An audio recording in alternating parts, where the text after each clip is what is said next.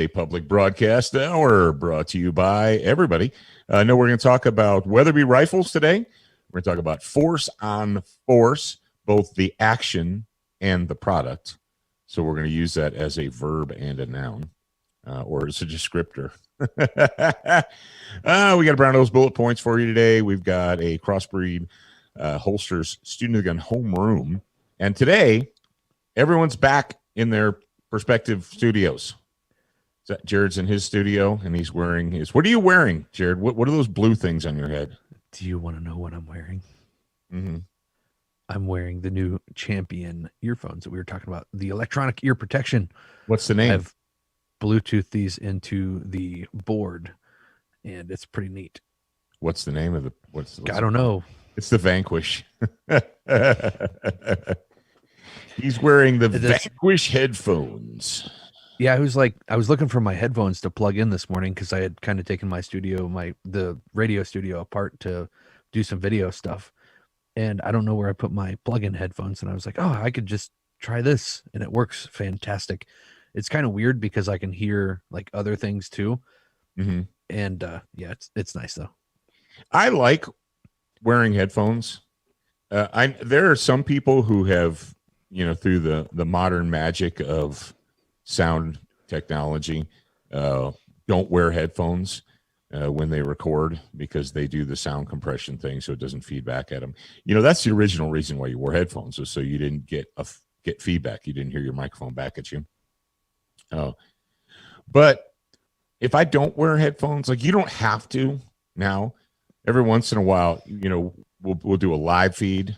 Like we did a live feed with Marty and Talking Lead at SHOT Show on the floor, and he didn't have headphones for everybody. You just talk, and I feel, because I've been wearing headphones for so long, I get that psychological discomfort. Well, and another something benefit, is not right, discomfort. Yeah, another benefit to them is especially when you're sitting around a table at SHOT Show, if everybody has headphones, then everybody can hear everybody. Right. If you don't, then you kind of have to do the lip reading thing if you're across the table from them. So. Oh yeah. Yeah. And you have to do serious, hardcore noise canceling at some place like SHOT, but it's possible. All right. Well, we're not going to talk about that anymore. What we're going to talk about is pop music, and Zach's going to put the needle on the record and play that tactical glockenspiel.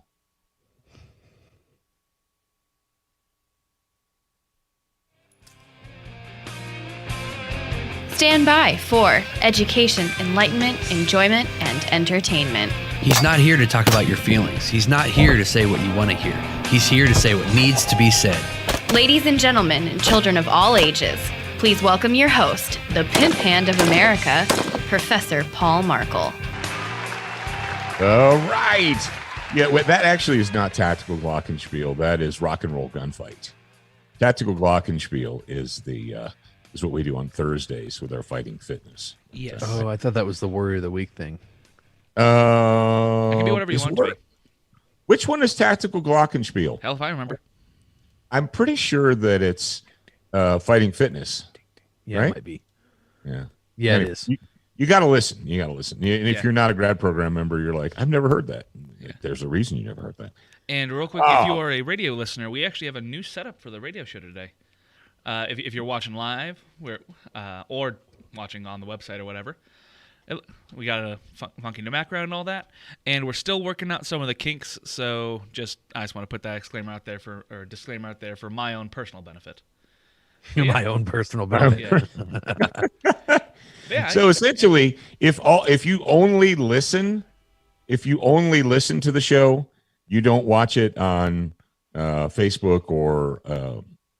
Do we do video on Discord now? Yeah, we do it on Discord now, yeah. Yeah, if you're on Discord or the official Student of the Gun Facebook, you can watch us do the show in a video format. And if you're not into that, then great. Then you don't have to. But you just listen to iTunes or whatever. While we're on the Discord thing, I want to mention that everybody can join the Discord. There are public channels in there. So if you are a listener, but you're not a grad program, you can still join the Discord server. So if you want to do that, then send an email to info@studentofthegun.com. All right.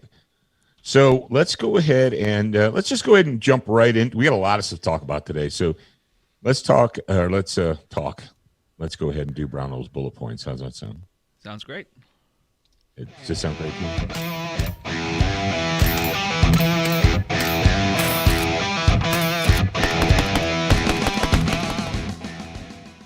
All right, boom, brothers. I tell you what, if you are not hip to this fact, if you haven't gone to brownells.com lately, you're like, I don't need it. I don't need anything, or all the ammunition everywhere is out of stock, so I don't care.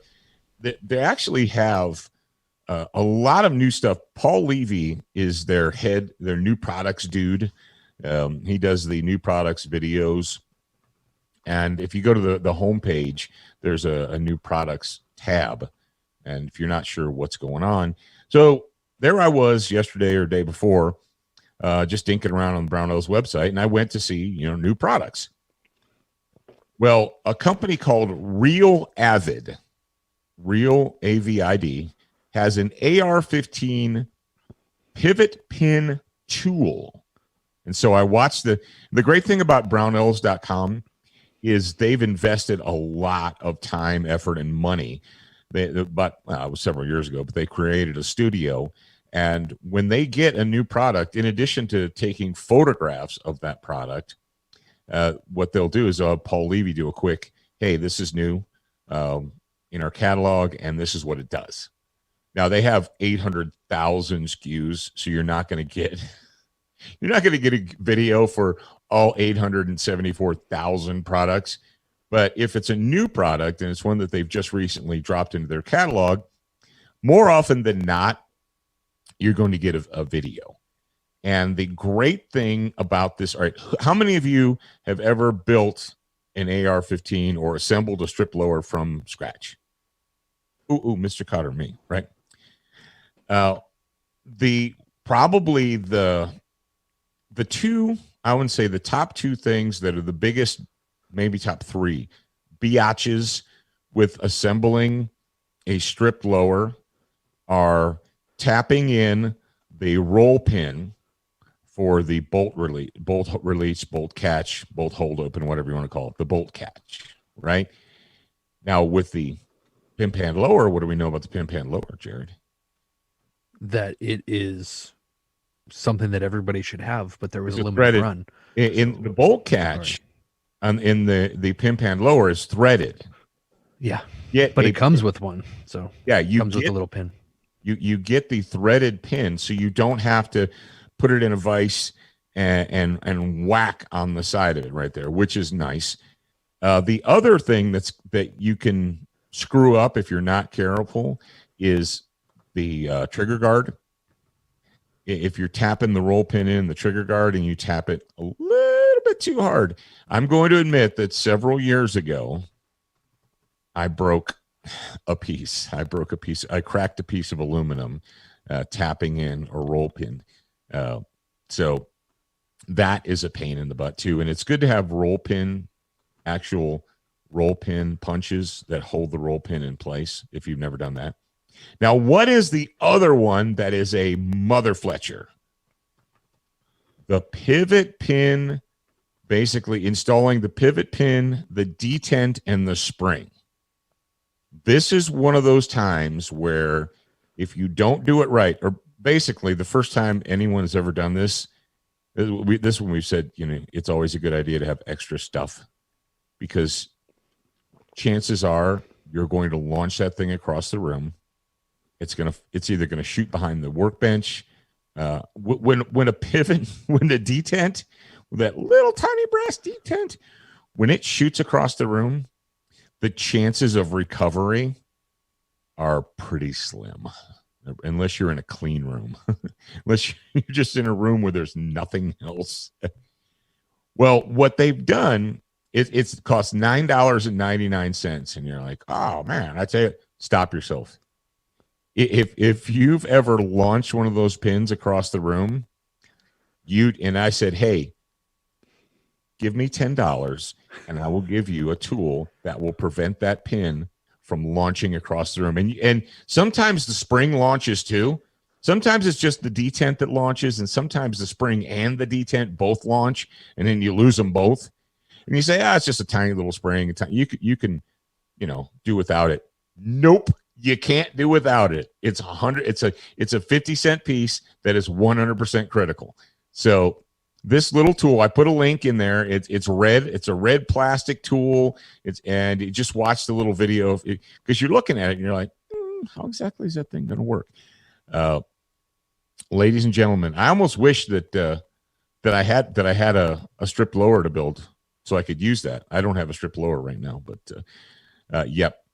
Installing the little tiny detent and spring in the pivot pin. Now the takedown pin in the back is easy. It's easy day, no problem there. But the pivot pin is a mother fletcher, and this tool, like I said, if you've got an AR right now, a lot of you guys have taken my advice and you've been assembling parts. You've been buying parts over the last few months because you're going to do a winter project and you're going to put a rifle together. I would say jump onto Brownells and get this. If you don't get this one, get a different one. But the fact of the matter is, you'll be happy. You'll be pleased. Or you can just not take my advice, and then you can curse and swear and say bad words when that little detent pin, that little brass detent pin, launches across the room and you can't find it, and then you have to take the time to go buy another one. So there you go. I it's not real super tactical, crazy, whatever, but I saw that new part and I thought it's one of those little things that you don't realize. Everybody talks about triggers and stocks and all. We love to talk about Gucci stuff, but there's some stuff that's not really Gucci. It's not cool, but it's important. It's extremely important. Yep, I thought that would make your day. And all of you guys out there who previously built black rifles, you're like, yep, word up. If I'm lying, I'm dying. So sign up. You know how you find out when Brownells has new products in their catalog, Jared? It's super easy. You go to their homepage and you click the little newsletter button, and then you sign up for it, and you get all the deals and new products and all the good information that you need to know. Yeah, exactly. And don't forget the Brownells, like we talked about Monday, the Brownells exclusive scopes, the Brownells the Brownells branded scopes, optics are in stock and available right now. All right. Hey, good news, guys. Well, good news for me. I don't know if it's good news for you. I started on the ODS 1775, the Occam Defense AK. I started the Duracoat project for that. I got the first layer on.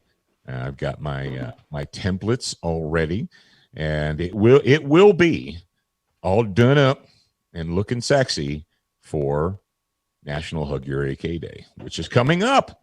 National Hug Your AK Day is coming up, and as I look at the calendar, if you're listening on 9/30/20, it's only 18 days. So.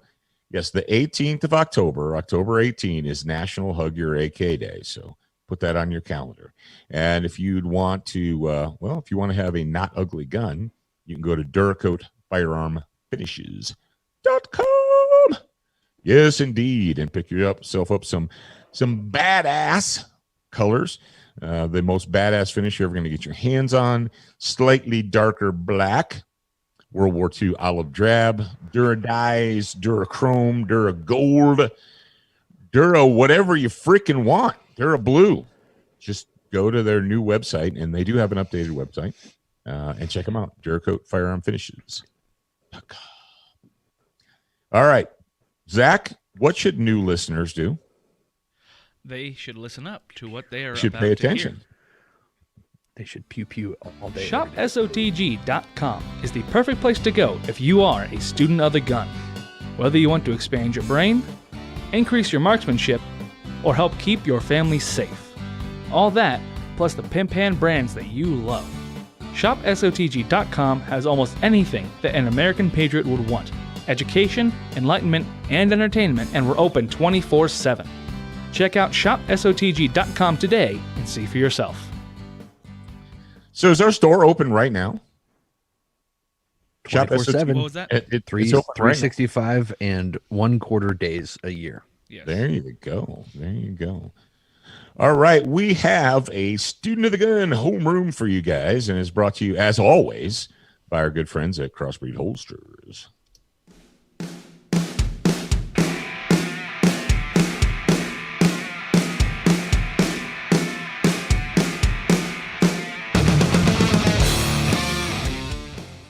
Yes, indeed. That is Dangerous. Dangerous by Madison Rising. And, of course, that is our Crossbreed Holsters homeroom theme. It's always being dangerous on demand. Now, today we're not going to talk about guns and ammo and things like that. We're actually going to talk about practical training and realistic training. Now, before I do that, I'm going to remind you, if you go to crossbreedholsters.com, if you get a customized canine collar, or you get a Super Tuck Deluxe or a Reckoning or whatever, use the promo code SOTG18. You're going to save some money. You're going to be a happy camper. Something that we did, or that I personally did. Jared, do you wear your glasses when you shoot? Or should Sometimes. you wear your glasses when you shoot? Yeah, I didn't when we were up at the range in Montana with the Blackhawk guys, and the reason being because sometimes I just wear sunglasses. I don't have my prescription glasses on all the time, and so I train accordingly. Sometimes I train with them, sometimes I train without them, and there is a difference, in the outcome of the shot placement. For whatever reason, it's a little bit off when I don't wear my prescription glasses. And you'd think that the front sight's not that far. Why can't you just focus on it with the glasses or without the glasses? And there is a difference, though. So I recommend training with both. Yeah, and if you wear the lineless, the no line bifocals, or if you're crazy like me and you purchase the no line trifocals, you're like, what the farfignugan? If you purchase the no line trifocals, what you'll notice is that when you punch that gun out there and you look for your front sight, you have to do the up down dealio with your head there, because the trick with the trifocals is that the bottom is the close, and then the middle, and then far away is the top. But what happens when you punch a gun out? Do you hold your head up like this? No, you put your head down. So if you're looking through the trifocals, the top part wants to focus far away, and there's a front sight. Well, when Jared and we participated, we're going to talk about this in detail in a little bit, but we participated in force-on-force training with marking cartridges, the paint marking cartridges, and I wore wraparound safety glasses. Well, we didn't just wear wraparound safety glasses. I wore the wraparound safety glasses for the workups, and then when we went in to do the person against person, the human against human, actually wore the whole full face shield, the helmet with the face shield. I did not wear. Which I would say you could put prescriptions under those, I guess. Yeah, what I found though is generally with most prescriptions, is that those goggles jam them against your face. Yeah, and they push, and then you're just annoyed the whole time because the glasses are pushing against your face. and you're like, but guys, I've got contacts. Oh, go ahead. You can finish your thing. You sleep with your contacts in? That's exactly what I was going to say. What about the bump in the night? You've got to be ready for all the things. And if you don't know how you're going to shoot without your prescriptions in, whether it be glasses or the contacts, then I highly recommend that you get out to the range and do that. Figure out, take all the help away from yourself as far as your eyes go, and then shoot without your stuff. Now, if you're one of these, if you're one of these Mr. Magoo types who are completely blind, like if you take your glasses off and everything in front of you is a blur, you better keep your glasses with your gun. Oh, yeah. But if you're kind of one of these in between, for instance, I had really good vision when I was younger, and then I got older, and then I got my 30s and 40s and so forth, and I started wearing prescription glasses. Can I still hit the target? Yes. As a matter of fact, what I discovered was that what we did is we did workups, basically, where we shot against targets. We went through the shoot house and shot against targets, and then basically the culmination of the exercise is shooting against other humans with guns. And I was pleasantly surprised to go up to the targets and check the hits and find that they were where they're supposed to be, even though I wasn't wearing my prescription glasses. And there's a lot of reasons behind that. Number one, generally, if you have good trigger discipline and a good hold on your gun, the rounds are going to go pretty darn close to where they need to be. If you think that, well, I can look at the front sight and then I'm gonna seizure the trigger, you're not going to have a good day. But you need to know. Am I going to be able to hit a humanoid target at 7 yards even without my glasses on, or is it going to be impossible, or will I not be able to identify the target? And like I said, you can't, we've said this for years and years and years. You can't call the bullets back. You can't say, oops, my bad, sorry, let me try it again later. If you shoot at something that shouldn't have been shot at, that's it. And you just better hope that God loves you and that it doesn't die. So identifying your target. What is one of the best ways, Jared, to give yourself a tactical edge when you're not wearing your glasses? You carry it in your pocket every day. Oh, a flashlight. Yes. Yeah. Your vision, your eyeballs operate on light. That is the power source for your vision. If there's no light, you can't see. And the more light you have, the better you can see, especially in poor light situations, in your home, in a hallway, across the bedroom, whatever. And if you have to, as men age, and as women too, but I know specifically as men age, you need more visible light to perceive things. An 18-year-old with good, healthy eyes can perceive images far better with less light than a 40-year-old can. That's just the fact of the matter. So if you have to wear prescription glasses and you're like, well, what if I don't have time to grab them or whatever? Pour on the light. I mean, just light it up like Christmas, and it's going to help you out. So if you're basically your homeroom today to help you be dangerous on demand is, if you haven't done it in a while, if you're a prescription glasses wearer, take them off, put some wraparound generic plastic safety glasses on, and go to the range and engage targets and see how well you do or how well you don't do. And then you'll know.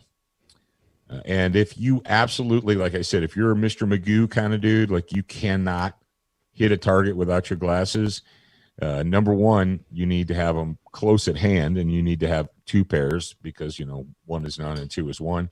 And also, you might want to think about some croquis. If you're on a team, and if you, kind of like Jerry was with Ben Grogan. Yeah, Ben Grogan. Who's Ben Grogan, Jared? You don't know who Ben Grogan is. Neither does Zach. During the FBI Miami shootout, Benjamin Grogan lost his glasses in the initial crash and couldn't find them. And he was one of those guys that absolutely had to have glasses to see. Yeah, that would suck. And it handicapped him. And then he died.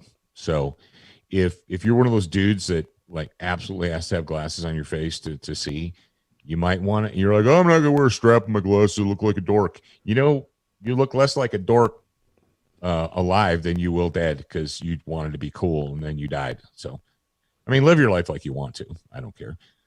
But that's my helpful hint to you guys. All right, Jared, are you ready to move on and talk about what, we just kind of touched on it a little tiny bit there. Talk about our trip, our continue on Monday. We basically only got to the end of day 1 on Monday. Yeah, on day 1. We didn't talk about Weatherby. We didn't talk about dynamic entry. Didn't talk about force on force. We didn't even talk about the plant tour. Oh no, yeah, we didn't. The And that's one thing that I wanted to bring up and talk about is, since we've posted about the trip on social media and whatnot, people are poo-pooing the brand Blackhawk. And I am very excited with the, taking that trip and getting to spend time with those folks up there. They're dedicated to bringing the brand back to what it used to be. And I'm very excited to see what happens in the future with the Blackhawk brand. So those of you that are kind of, you don't really know what to think, just wait, let the time pass, and let them do their job, and they're going to instill confidence in you again. But I have here's faith the thing, in that. Jared. Far too many people get their advice from internet forums and not from Yes. reality. Yes. So yeah, if you're one of those people, you just need to close that rancid hole underneath your nose and open up both of your ears and listen a little louder. Yep. That's why I wanted to mention that, because most people do. They go to online forums for advice, and there's a ton of new people in the industry right now. So that's where they're getting their advice from, and that's where they're getting their factual information from people that don't really know. So having been there and seen what they've done, we were there for the grand opening in 2012 of that facility in Montana. And then we just went through another tour, and they have improved leaps and bounds since the last time. Their production capabilities is increased tremendously. When we were there, half of the floor was actually just storage. Now it's production. And something that a lot of people don't understand because they only think it's the mirror thinking. It's like, well, I myself want a holster, so I'm going to go to this custom holster maker, whoever, and I'm going to order a holster for myself. And that's great for you. But the fact of the matter is, if you're an agency or whether you're a military group or you're an agency and you have to have 500 or 1,000 or 125,000 units, I know that a friend of mine, who I'm not going to talk about because he didn't give me permission, but wrote a contract for 125,000 units for a military agency. You got to be able to fulfill that. And that takes a lot. There's a lot of investment in that. There's a lot of time and investment that goes into fulfilling a contract like that. And that's what their capability is up there in Manhattan. Not that Manhattan, the one that's in Montana. I think Manhattan, Montana probably has 2,000 people or 10,000 people. I'm not sure. Did we go into Manhattan proper or just the plant? I can't remember. I'm not actually sure. The town of Manhattan, according to the interwebs, has a population of 1,822 people. So there you go. And what else is built? What else is made at the Manhattan facility besides Blackhawk injection molded polymer products? Yeah, the dynamic entry products are also made there. Yes, indeed. Some of you like heavy pipe hitting dudes out there. If you're just like an average dude, you probably don't know what dynamic entry is or why you would even care. Essentially, whether it's militaries or law enforcement agencies or whatever, sometimes you need to get into places where people don't want you to be in, and you have to figure out how and why. And my good friend Marty, who's long since retired, came up with I had some ideas for how to get into these places that people don't want you to get into. And he created a company called Dynamic Entry, and then they were folded into the Blackhawk brand, and they're owned by Vista Outdoors. You want to talk about some of their specific products, Jared? You use them through the dynamic entry stuff. Yeah, the dynamic entry stuff. Yeah, so they've got the rams, and they've got the drywall cutters. They've got the pry bars and bolt cutters. They actually have this new kit. It's a mini breachers kit. It's got a mini pry bar, and by mini, it's like a regular size pry bar. It's not the big giant door pry bar. It's got a sledge in it, and then it's got some bolt cutters.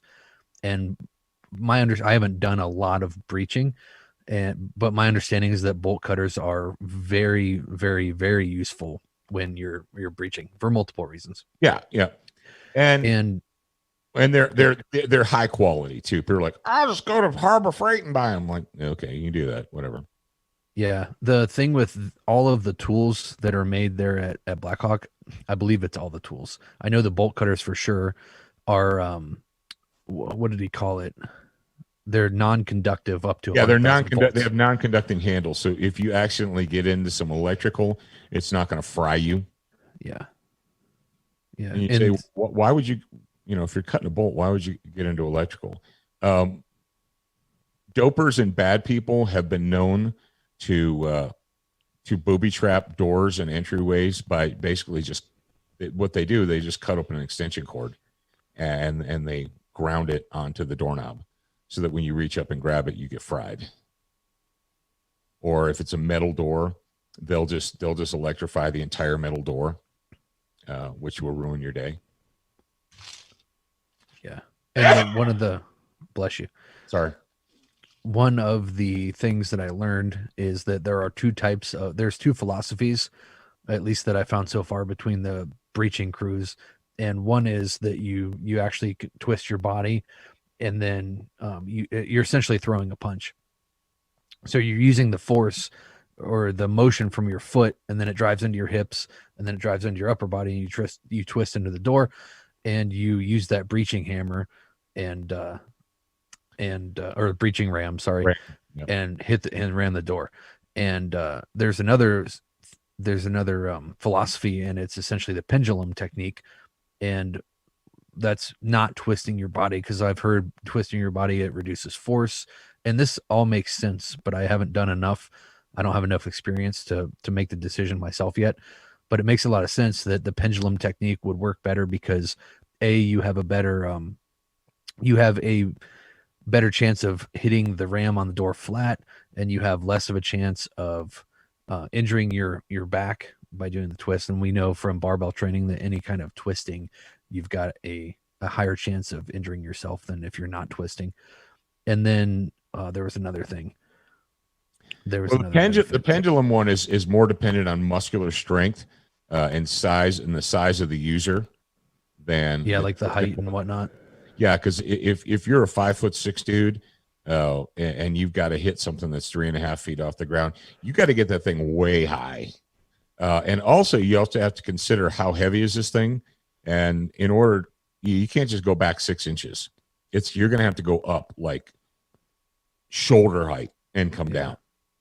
And when you're wearing all that other gear, that may be difficult, especially if you're wearing a vest.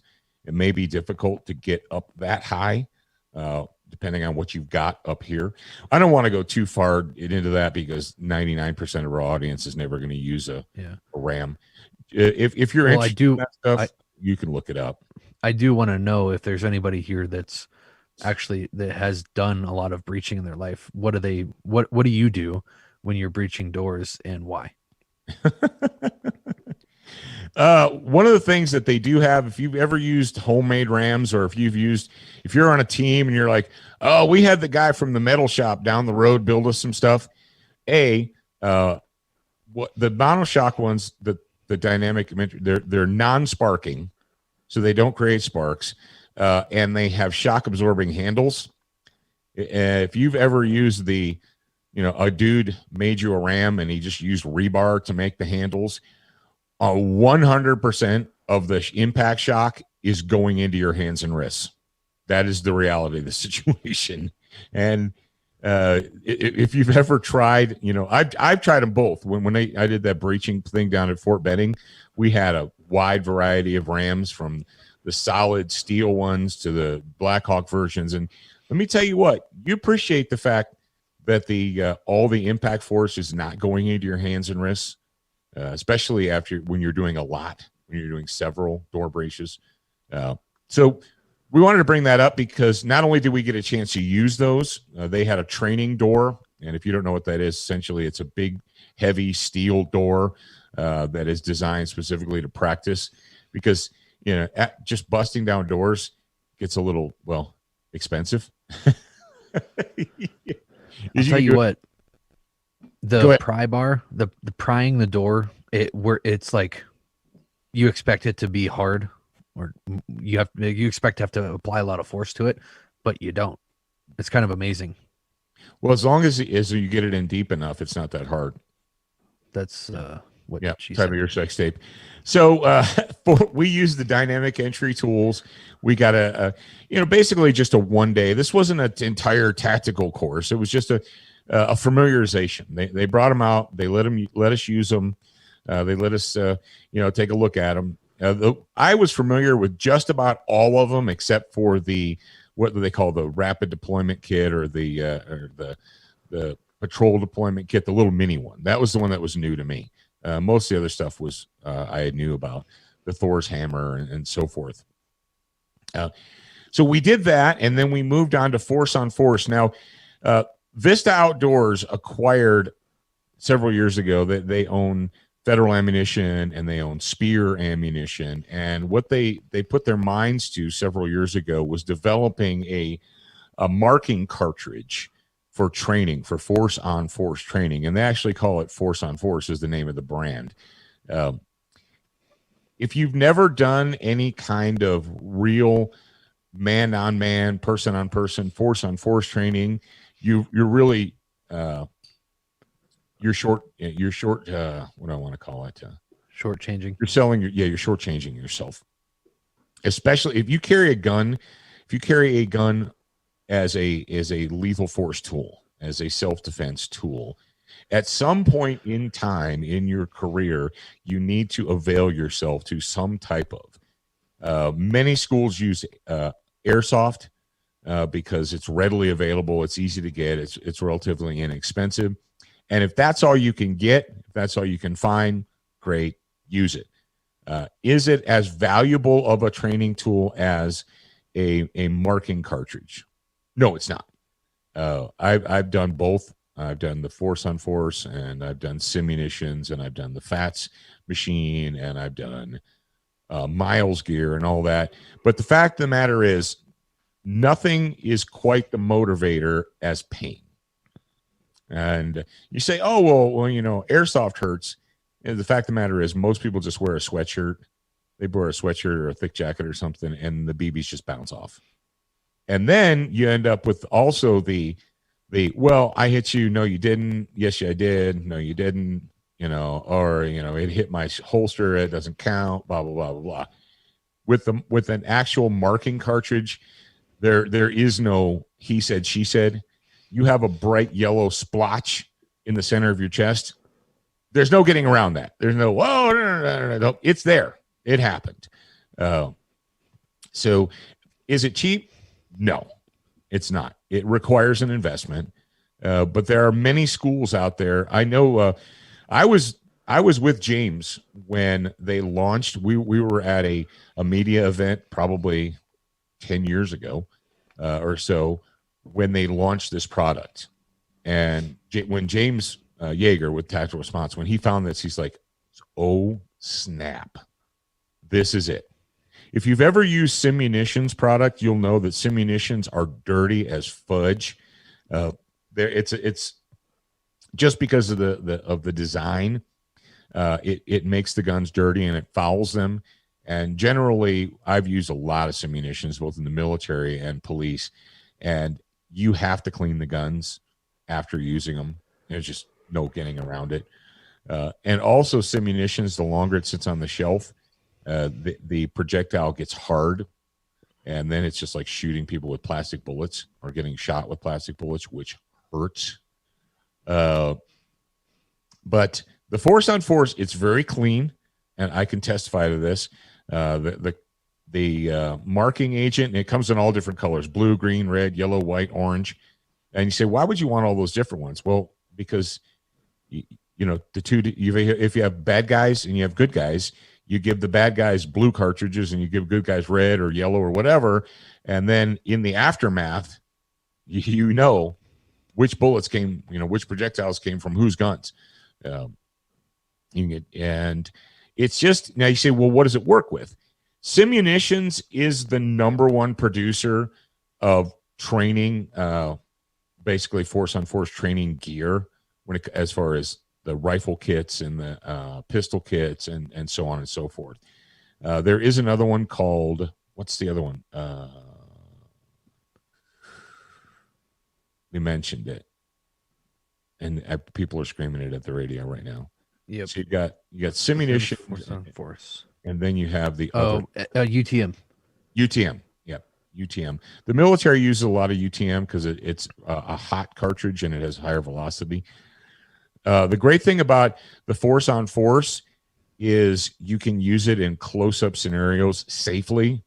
You don't have to worry about it. The projectiles breaking the skin and going underneath and embedding themselves. I've known people who have gotten shot with UTMs and SIMs, and it actually broke the skin and the projectile embedded itself under the skin, which is bad juju, kind of ruins your day.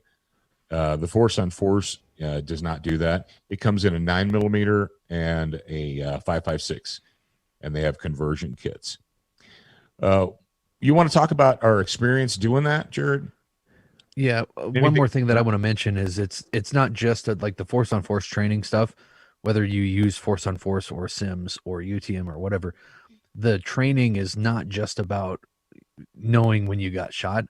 It's if you are ever in a scenario where you have to draw and use your weapon, then a lot of the decisions that you make are going to be based upon the actions that the person or the persons are making that are around you. And so with you could do shoot houses all day long with paper targets, but you're not getting that experience making the judgments and then acting upon what you decided, acting upon your decisions in that scenario. So that's something that is very valuable, and you really can't get it anywhere else other than a Force on Force training scenario. And so that's a huge benefit to that type of training with other humans, is you can actually figure out what you're going to do when you have the stress and the noise, and even if you don't hear it, but you have all those other factors that are in addition to, I've got this gun in my hand. And so I highly recommend that training. Yes. In what's sad, and it's just it's just the reality of it, is most people or most gun people will go to shooting classes, and probably for every 100 people that go to a shooting class, one person will go to a Force on Force class. It's kind of like medical. For every 100 people that'll go to a pistol shooting class, one person will go to a medical class. And you say, well, that doesn't make any sense. Well, it unfortunately, men have a hard time parking their egos, and they're like, whether they admit it out loud or not, they don't go to Force on Force because they don't want to lose. They don't want to look bad. If I'm shooting cardboard, I look really good shooting cardboard. I look really good shooting paper. Nothing's shooting back at me, so I'm not going to risk my ego. There's no ego risk there, but there is a tremendous amount of ego risk when you go on do a Force on Force class, because every move you make is going to be critiqued, and if you don't do it right, you end up with paint in the middle of your forehead, and then you're like, oh, you're dead. Let me tell you what, it's better to have paint in the middle of your forehead, because dying in a Force on Force scenario could actually keep you alive in the real world, because you're not going to make that mistake. If you go to a Force on Force and you totally fudge it up, it's going to impact you. It's going to psychologically and mentally impact you. You're going to think about that. You're going to go back over. You're like, what did I do? How did I do it wrong? And if you ever are forced into a situation where there's a gun in your hand and there's a bad person trying to hurt you, you won't make that mistake again. But and that's where you're supposed to make mistakes. You're supposed to make mistakes in training. You're supposed to screw up in training, so that way you don't screw up in the real world. Because if you want me to lay some reality on you, if you've never gone to training and had a mistake, if you've never screwed up in training, if you've never failed in training, you know when you're going to fail? I almost said in contact, in practice. Yeah. Yeah. I was gonna say if you've never failed in training, then there's two possibilities: either you're lying to yourself or you haven't taken training, or you've never trained. Yeah. You're supposed to fail in training. That way you can succeed in the real world. That's the way. I didn't make this up.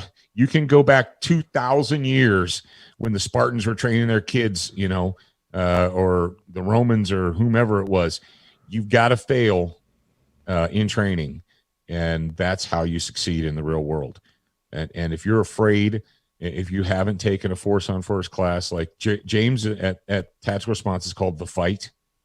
If you've never done a program like The Fight, there's scenario-based training, and they've got a shoot house and they've got all the gear and so forth. If you've never done that, you're tremendously handicapping yourself and you're shortchanging yourself. So now you as an individual citizen cannot go out and buy this stuff. They deliberately don't just sell it to anyone. They sell it to agencies and departments and so forth, but they also sell it to training academies and schools. And what we're seeing now is a lot of training academies and schools are buying the Force on Force gear from them and putting it to good use. It's a high quality product. Let me put it that way. And if you get the opportunity to get into a school that uses it, you're good. You're good. All right. It looks like we need to have, we're almost full today, but we definitely need to talk about Weatherby. Oh, for sure. Yeah. On the way back, our the route that we took was going right past Weatherby. And so we're like, hey, we should probably stop and see these dudes. So we set up an appointment. We actually were able to go and tour the facility at Weatherby. It's a brand new facility. They actually just moved to Wyoming. What was it, 2-3 years ago now? 2 years ago. 2018, I think, was official. Yeah. So, I think it was official in 2018. Yep. So brand new facility. We're like, we have to stop and see. So we did. And one of the things that kind of stuck out to both of us was their Cowpoke edition, the Weatherby Mark V. And it because it's got the Wyoming colors on it. Yep. And a cowpoke just means cowboy. It's like a Wyoming cowboy rifle. Yeah, the pokes are the official mascot of the University of Wyoming in Laramie. Yep. So, yeah, yes. And I actually wasn't paying close enough attention to know that this was a thing until we got there. And our guide, Cody, he showed us this. And I was like, oh, no kidding. That's really cool. Yep. If you guys don't know, Weatherby obviously has about a 60-70 year history in the United States. Weatherby started out and their bread and butter is hunting rifles, big game rifles, precision hunting rifles, hard hitting cartridges. Weatherby, obviously, if you know anything about guns, Weatherby makes their own ammunition, the 257 Weatherby and all these things. And they even have some big old thumpers. They got a 460 Weatherby. Ouch. That hurt my shoulder just saying that. But they've got some serious stuff up there. And there essentially are two brands or varieties of Weatherby rifles. You have the Mark V, the 100% made in the USA, made right there in Sheridan. We didn't mention that. They moved to Sheridan, Wyoming, which is right at the base of the Bighorn Mountains. It's gorgeous up there. So they moved to Sheridan, Wyoming. They wanted to be in free America. And they're making all their Mark Vs right there, right now. And those are let's face it, a Mark V rifle is not an entry-level gun. This is not one you walk into Academy Outdoors and you're like, yeah, what do you feel like doing today? I'm going to go buy a rifle. Well, let's go to Academy. You know, I got $400 in my pocket. That's nice. So Weatherby rifles are for serious shooters. The Mark Vs are for serious shooters. They do have a line of rifles that are, I guess, entry-level rifles. They're not as expensive. That is the Vanguard line. The Vanguard line, they're assembled right there in the plant, but not all of the parts are made right there. And they're able to do that. I'll give you a great example. The Vanguard AccuGuard, essentially the entry level gun, is $999, quote MSRP. You know how MSRP works. And the entry level Mark V is $29.99. So they're all Weatherby guns. They're all guaranteed. They're all built by skilled craftsmen. And I don't want to get too far into it, but we're just excited. I'm really gratified that Weatherby started in the 50s in California, when California used to be part of America, and they had a tradition there in California. And it was hard. It was hard for them as a family because Weatherby, people who named Weatherby are still in charge of the business. It's not like all these other businesses that, have changed hands through conglomerations and so forth over the years. It was a difficult decision. They're like, we were born here. This is, where we came from. But at some point they had to say, you know what, this state hates us and let's just go ahead and hate them back. So they built a brand new facility. from the ground up, 100% for them. Their offices, their manufacturing, their shipping, warehousing, everything. It's all right there in Sheridan. They hired a bunch of good old boys, good cowpokes from Wyoming to work in their shop. Some people made the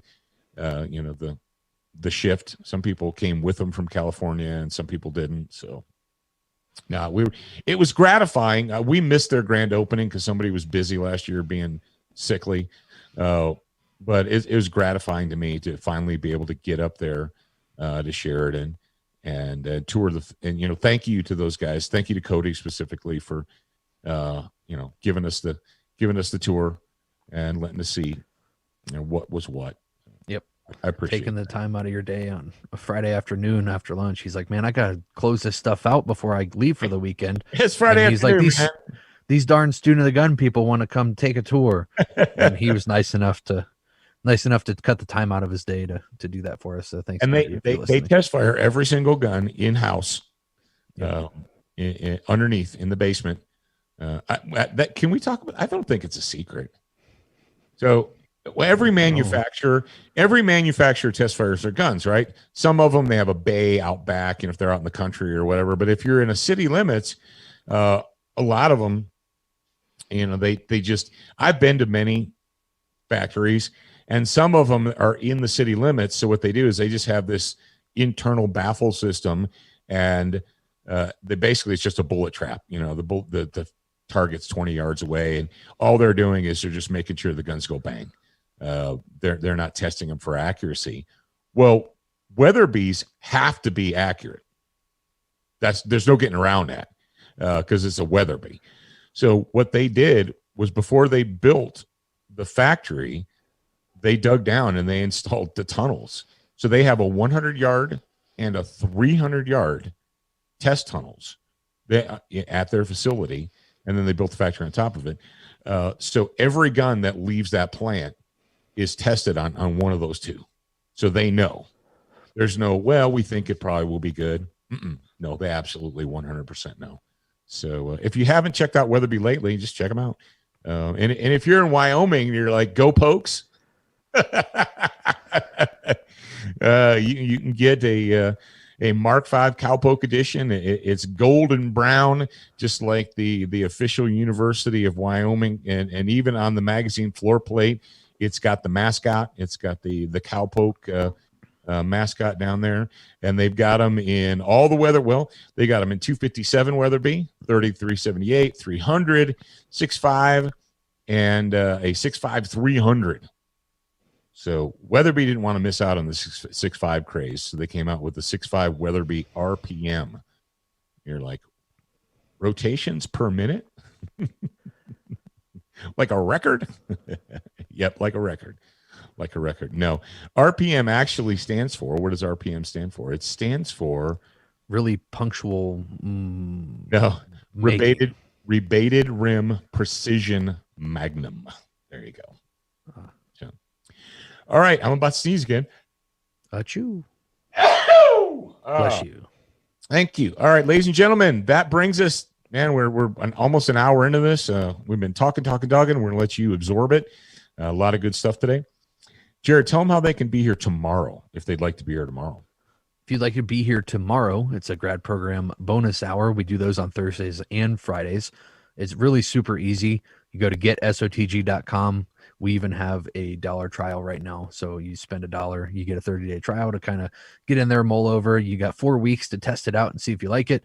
If you don't, then that's totally fine. Just let us know, or you can cancel your membership manually. And then you won't have to continue paying. So spend $1, get 30 days to test it out. And then I hope you stay. But if you don't, then it just wasn't meant to be. And that's fine too. Well, what else? What's the BFD for joining the grad program right now? Oh, you get the Patriot Fire Team educational series. We've got the first 3 videos are loaded into the course there. There are plenty more. I think, Dad, you said we have like a dozen scheduled out. Yeah, I have a dozen scheduled.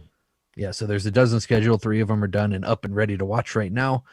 And as we continue to release those, there's some great information there. So, and Dad, I believe you're talking about the AR and the AK, correct? Yep.